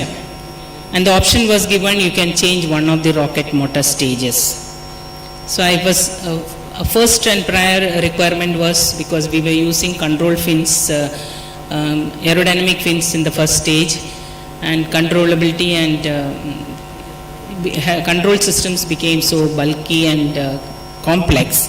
So we were asked to change the control system and design a configuration. So where in which I had to look at incorporating a flex nozzle control system instead of aerodynamic. So the diameter of the nozzle has become more than 1 meter. For Agni 2 system was taken as the reference base. So 1 meter dia, it got increased to 1.2 meter dia. And when I started looking at, still we are not reaching the range capability what our world class is talking. Then came the composite rocket motor technology. We were thinking we should do it for Agni 5. So I was parallelly working for the mission of Agni 5 also. But none of the scientists, other than the technology leaders, they said we will make a rocket motor casing. This was the time when carbon fiber was not even available in the country to have the rocket motors developed for that. We had an iteration of this composite rocket motor casing for more than 5 to 6 years time to develop it as a rocket motor. So the task being, I was designated as project director for Agni 4. We were initially calling it as Agni 2 Prime.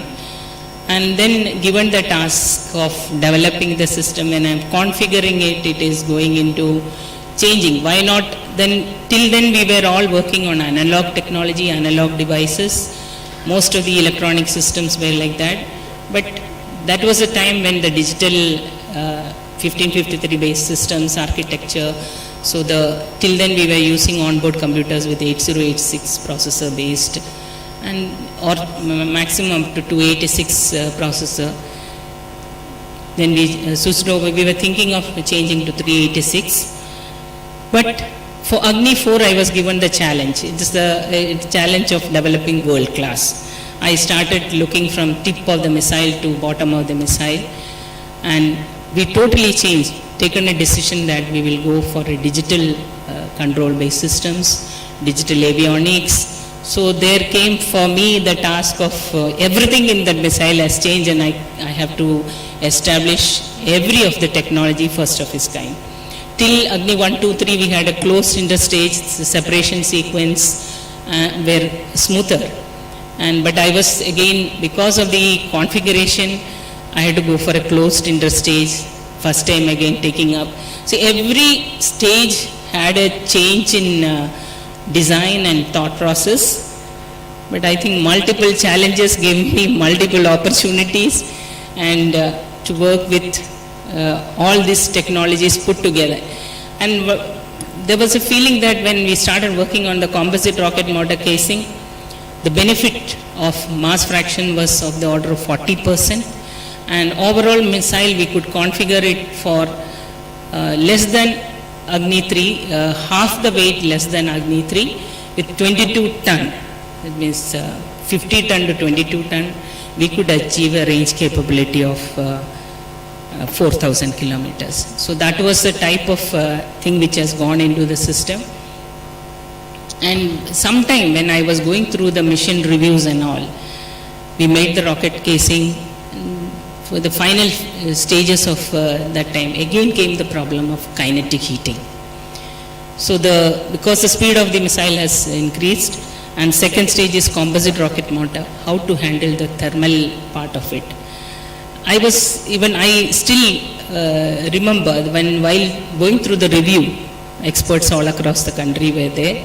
They were reviewing on the composite rocket motor, and I was sitting and seeing the slide, and I felt that missile is going up and the composite fibers are falling like. That type of feeling I was getting when the discussion on the kinetic heating was told. Because a country didn't have, then we had discussion with VSSC and we could get a thermal paint. The PC-10 was put for the first 1 or 2 launches, missions, and thereafter we changed on the composite carbon-based technology for the thermal layer.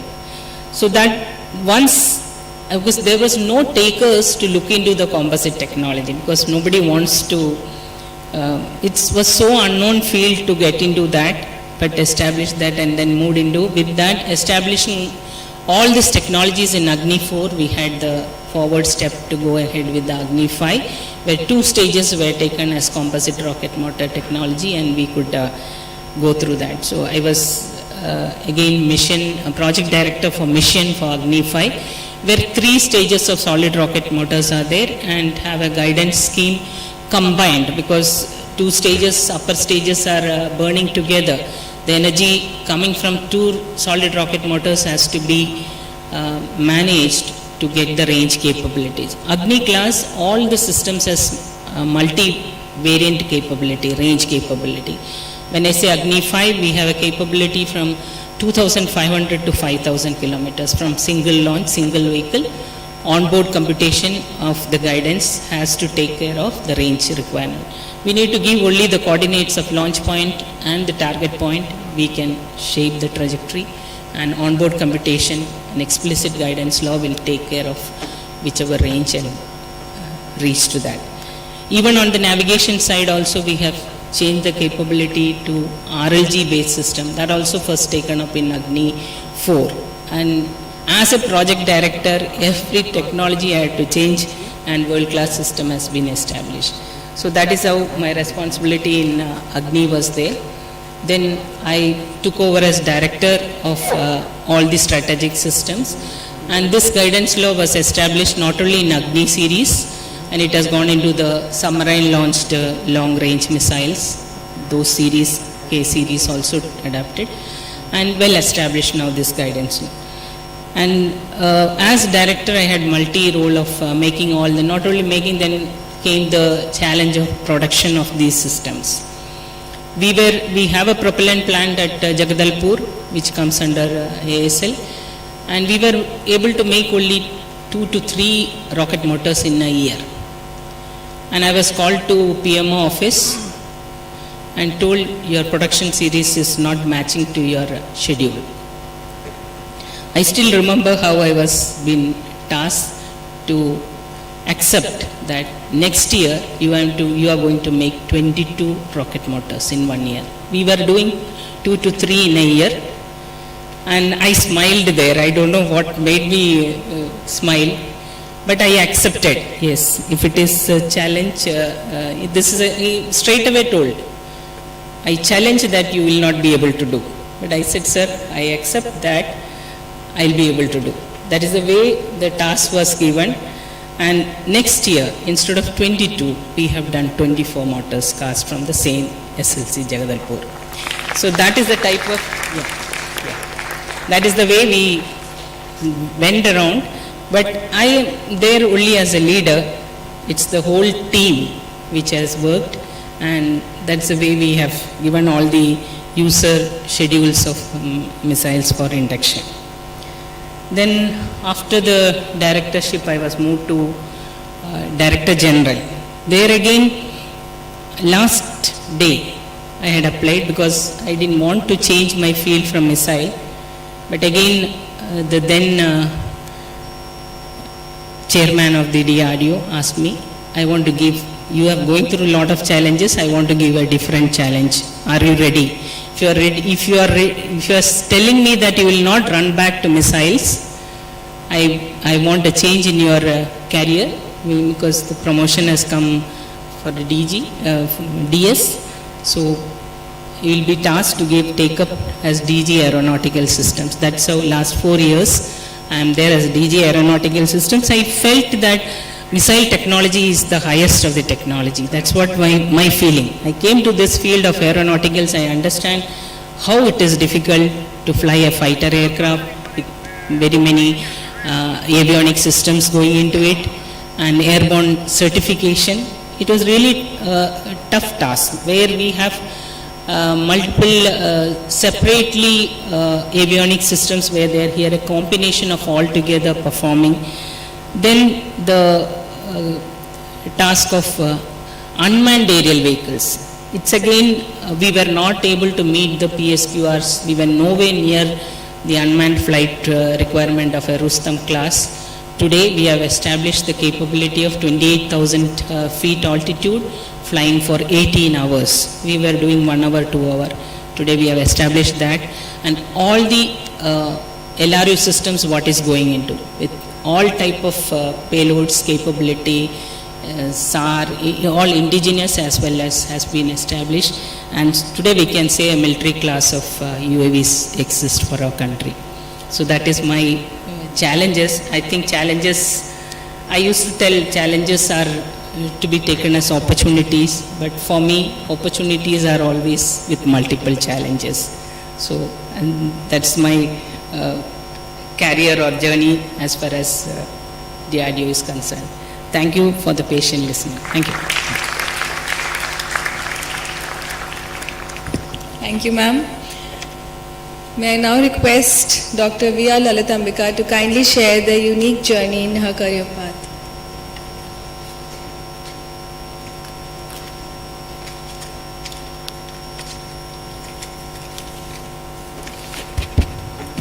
Good afternoon to you all. I am very conscious that I am standing between you and lunch. I will not take much time. So it has been a real pleasure to be a part of the editorial board for the Compendium. I really enjoyed all the discussions led by Professor Ghosh and all the other members, and often with Professor Manna also joining in. And I found that many of the experiences of the women whom we have featured, they have been resonating with mine in a certain fashion. And definitely the pioneers had to struggle a lot, and they had to overcome tremendous odds to make a mark in the engineering profession. And things have changed over the years, over the last century, but the change has actually been very slow, I would say. Even as late as the 1980s, when I was about to pursue a career in engineering, in the very traditional setup from which I came, there was a lot of discouragement, in the sense that they were asking, why don't you go for medicine or teaching? Why take up engineering? So that means the change is very slow. And when we were in college, in all the 4 years, there was only one girl in mechanical, because I was an electrical engineer. Things have changed, but there's one more thing which I felt is that large number of practicing women engineers are there now, and many have been rising also almost to the very top of their profession. But there are in fact very few engineers who are at the apex of their organizations, and this also I hope that it will be changing as time goes by. Of course, there are a few shining exceptions. And at the beginning of one's career, it always helps to have a mentor who can tell you what direction to take and how to shape your career. And in my case, Dr. B.N. Suresh has been the major mentor, because I joined in his division. He was my division head. And as I went along, there were many stalwarts who gave guidance and from whom I could absorb lessons. And Dr. Goel is also sitting here, so it's a proud moment for me, sir, to say that you also, I've learnt a lot from you as well. Now, in an organization like ISRO, teamwork is extremely important. At the same time, the individual growth is also important. And so there's a balance that has to be struck. And I'm proud to say that all the lessons which I learned from the seniors, I have utilized to grow my team. Because my team also consisted of equal number of girls and boys, I would say. And many of them are now leaders in their own right. So that's something which I am very proud of. And I stand here in a unique position. I've always talked about my engineering achievements and what I've done, but I've never spoken about the other side as a woman. So I thought this being an opportunity where a compendium is being released, I thought I will also speak a few words about that side of myself. Naturally, balancing of priorities between the career and family has been a big challenge, as for most women, and the generation before us had to choose between either a career or a family.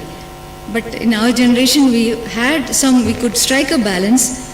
And I was already a mother when I was pursuing my MTech, and well before I even started thinking of a career.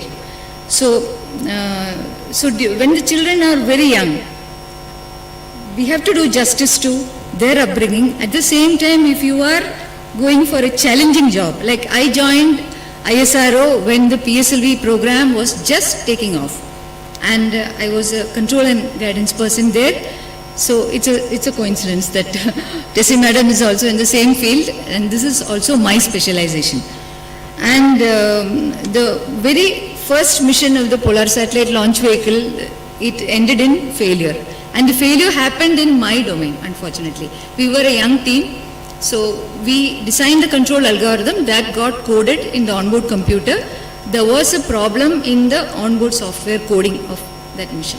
And as there were many other surprises as well as one would expect for a first developmental mission, it indicated our improper understanding of the system model.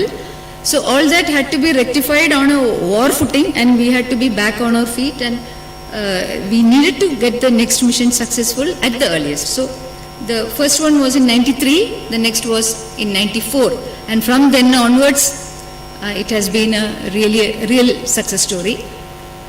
In 93, I had a very young child who used to fall ill very often.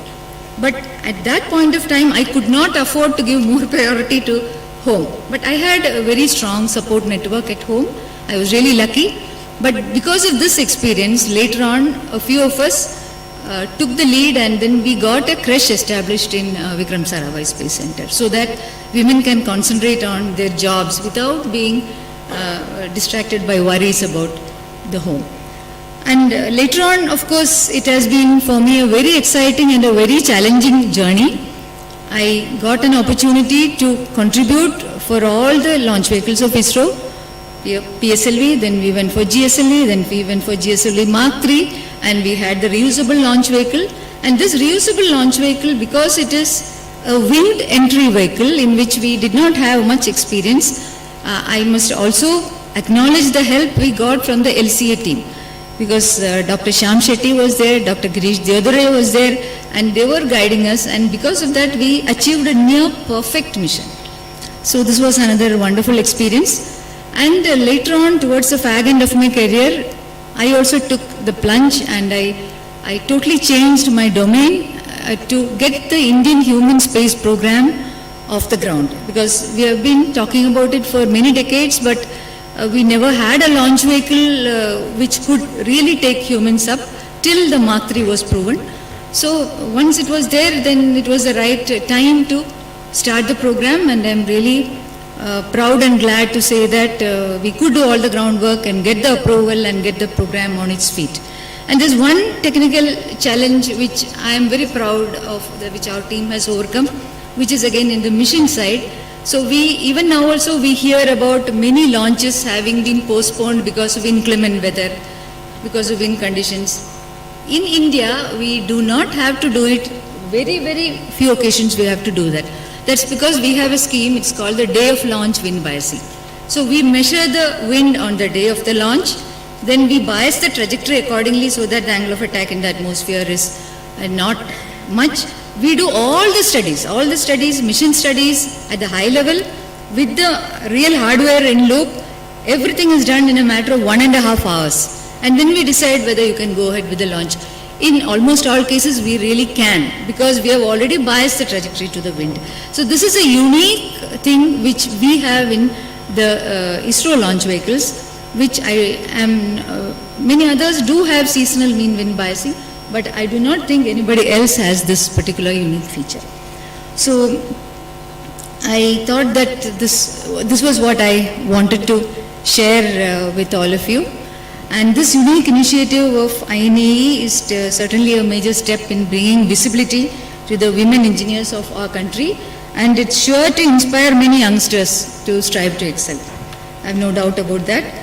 And I really hope to see in future more and more women in top leadership positions. They have to take the reins and then shape the destiny of their organization. And I am also thankful to DAE, Dr. Archana Sharma. Your team has done a wonderful job in organizing this convention, and we've enjoyed every minute of it. Thank you very much. Thank you, ma'am. At the end, let me now request Dr. Archana Sharma to kindly showcase the women engineers featured in Volume 1 of this compendium.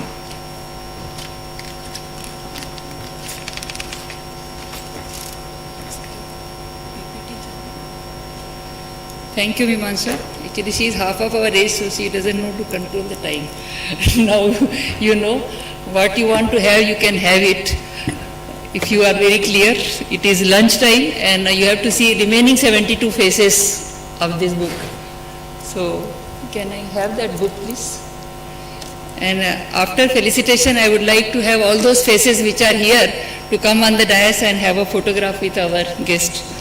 I would like to thank Professor Manna and Professor Purvendu Ghosh for bringing this idea. It has made us very emotional, sir. And since yesterday I am holding this book and showing everybody. Sir, thank you for giving this book for all of us to motivate not only to our family, to our society. And this opportunity has come because of our seniors, juniors and colleagues. So with all those thanks, now I would like to show you the glimpses of this book, sir. This is journey of 75 ladies, and Professor Purvendu Ghosh has started from 1913. This Biba Chaudhary, I would like to tell only 3 names and remaining I will not talk. She was 1913 born, and recently one of the star has been given in her name from International Association, and one chair in Women and Child Ministry is there in her name. So that is for Biba Chaudhary. Second lady, you know, she is also 1914-15 born, and she started IRSA, Indian Women and Scientist Association. She is the founder member of that. Third, Lalita madam, she is electrical engineer. I am also electrical, so I want to stop at that point. Fourth one is a civil engineer. They started in a very tough time. You know, even now things are not so easy, but we get full support from family, and we try and take it as a family mission. One of my senior told me to say that because we treat our job like a family, so we don't compromise and we give our best. That is what we heard from Lalita Ambika madam and Tesi madam also. So these are the faces you can see. P.K. Thisa, Mr. Reddy, then May George. Everybody has come out of very odd situation. Bhagat. And this book will be available in e-book. Kamla Balkrishnan, our physics lady, but she did first time reactor physics design to make reactor, and we got this input from Uma Shankari madam, and we are closing it here. Ramchandran madam, then Kamla Arti Vasan, then Vijay Agrawal. Many are not there, still we could manage to get some book reference, some family who were contacted, because getting 75 names were not easy in the beginning, unlike engineering. So, and then we had to bring down sometime our standard, then again take it back. So, balancing all the field. Uma Shashadri madam, Associate Director of IG CAR, and then Rohini Devi Ganta madam, this Geeta, and then Kiran Majumdar Shah, well-known personality. And then, because in IT, medical and science, you will get many faces. For engineering, you have to really dig it out.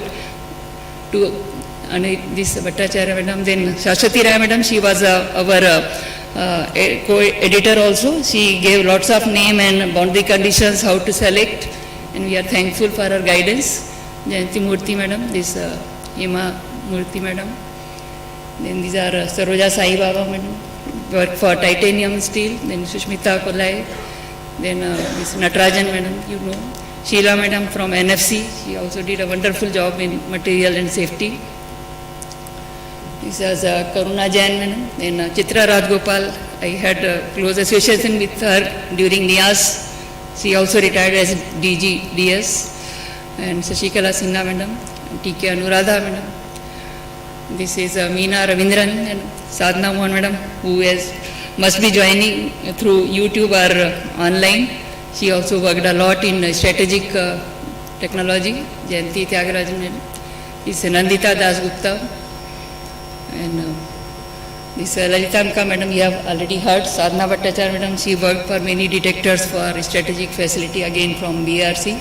Sharmila Mande madam, again known personality. Manjula Dila, this is the thing from Anita Bere madam, who retired recently. She worked for NACE facility, which you have heard in today's and yesterday's conversation. Rama Govindran madam, this Sushmita Mitra, Kalpana Chawla, again international figure. Anuradha Maiya madam, very proud to say she is my college senior here also. She is there and we would like to have a photo with you ma'am. Kavita Dikshit madam, she is very close friend of mine and she is the pioneer in RF accelerator technology. So we are proud of your contribution. Tessie Thomas madam is the only face of women engineering in India and we feel proud of you madam. Whenever your name is called, we feel we are also there with you. Sulva Ranade madam, she is retired as a DG Samir. Anuradha Ganesh madam, then this Alpha Set, in last General Council meeting I met and then we returned together, very interesting personality besides our achievement. And this Rai Chaudhary madam, and this Chandra Venkataraman madam. And there are few names where I don't have to tell madam. So there are Padmini, she is my batchmate, she is working very lots of image processing job and electronics related to our reactor facility. She is also pioneer from, and the Smita Manohar, as sir told, it is not waste management, it is wealth management. She is going first lady in NRG as a group director. Myself, you have seen, I am working in Pulse Power. You have heard space and satellite, and I am very much on the ground with my Pulse Power technology to have electromagnetic effects on the distant objects. This is Madhumita Chakravarti. This is our Suman Kumari Mishra, then Radha Devi, then Misri Shukla, Lipika Day, this is Sushma Varghese, this Bhagini madam, this Guru Murthy madam, this Vijayashri madam, and this is Sushmita Suparna Mukherjee. Yesterday she was here, today she had to go for some work in Delhi, so she could not come, and now meeting must be going on, she may not be able to attend. Rajakshi Menon madam has also come.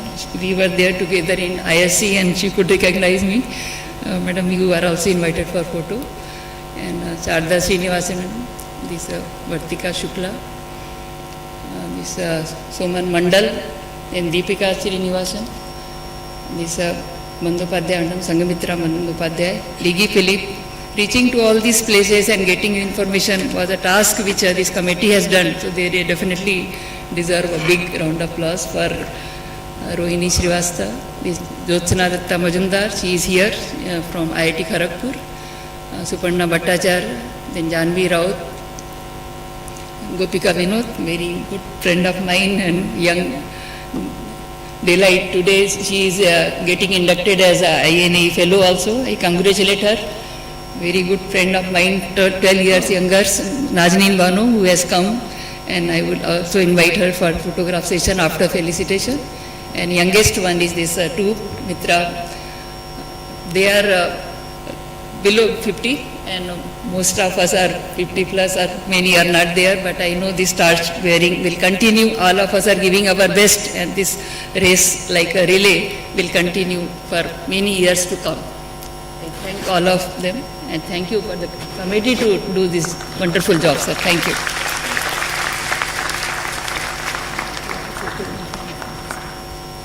Thank you, ma'am. May I now request Professor Indranil Manna, President INA, to kindly felicitate the chairman and the esteemed members of the editorial committee. Please, sir.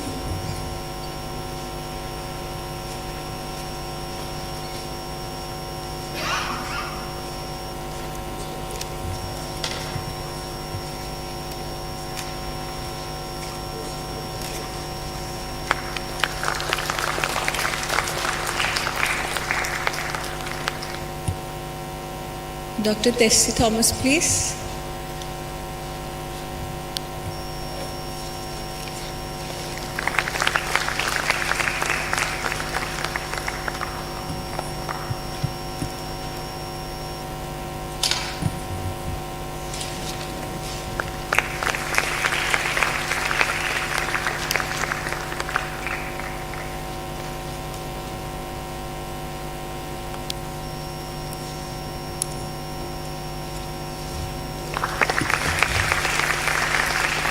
Thank you, sir. May I invite all the women engineers featured in Volume 1 who are present here to please come on the stage for the photo session, please.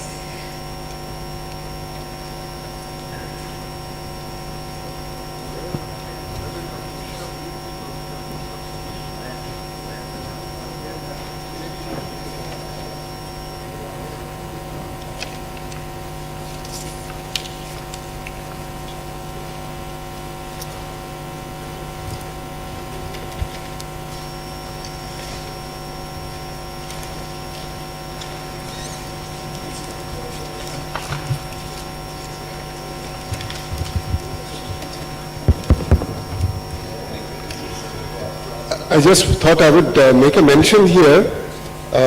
It's probably a matter of coincidence that all the three my colleagues who were seated on the dais, they represent actually the three strategic sectors: defense.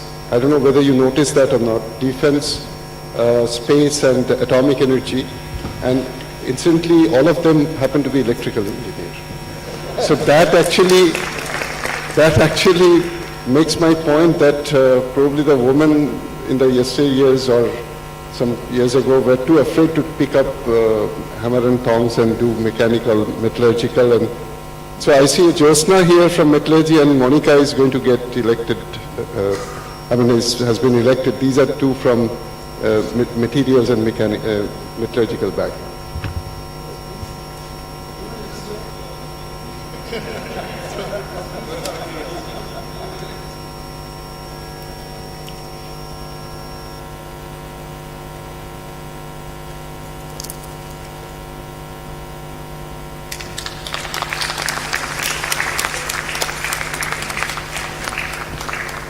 Thank you. After the enlightening sessions on the compendiums, I am sure that the lunch is much awaited. Ladies and gentlemen, may we request you to kindly join for the lunch near dining hall. Please note that after the lunch, we shall have the technical presentations by newly elected fellows and young associates that will be conducted in parallel sessions commencing from 2:30 p.m. The program for the presentation for the newly elected fellows and young associates have been divided into 3 parallel sessions based on their engineering domains. The locations and the respective areas as per the program leaflets distributed with the respective locations are flashed on the screen. I am sure you shall be delighted to know that after the technical presentations, a cultural program awaits you from 7:30 p.m. onwards at the main auditorium, followed by the dinner.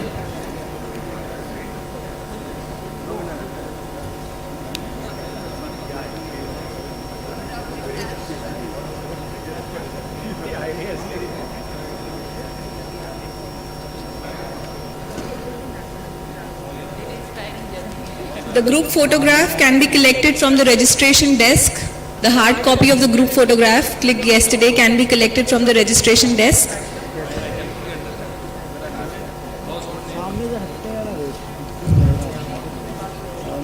In the first parallel session, presentations will be featured by the fellows elected in Engineering Section 1, Civil Engineering, Engineering Section 3, Mechanical Engineering, 7, Aerospace, and 9, Energy and Engineering. In second parallel session, presentations will be featured by fellows elected in Engineering Section 2, 5, and 6, and it will be at ground floor at Hall B. In third parallel session, presentations will be featured by the fellows elected in Engineering Section 4, 8, and 10, and it will be at Auditorium A, this very auditorium. Thank you.